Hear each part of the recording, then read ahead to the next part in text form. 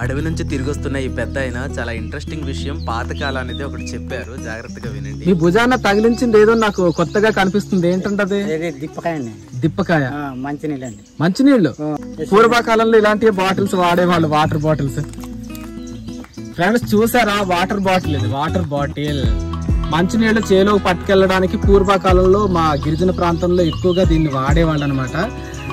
ఇప్పటికీ వాడుతూ ఉన్నారు మా వాళ్ళు. నాకు చాలా హ్యాపీగా అనిపించింది. దిప్పకాయ బాగుంటుందండి, నీళ్లు దిప్పకాయ బాగుంటుంది. ఆహా, ఏమండి ఎందుకు? మంచి కూలింగ్ ఉంటాయండి, చల్లగా చల్లగా చల్లగా ఉంటాయండి. అసలు వేడెక్కవ.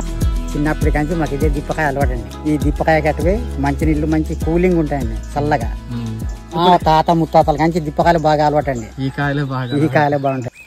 చూసారు కదా అండి, ప్రకృతికి ఎలాంటి హాని చేయని ఆరోగ్యకరమైన మా గిరిజనుల నీళ్ల సీసా. మరి మీకు నచ్చిందా? నచ్చితే ఇప్పుడే లైక్ చేయండి.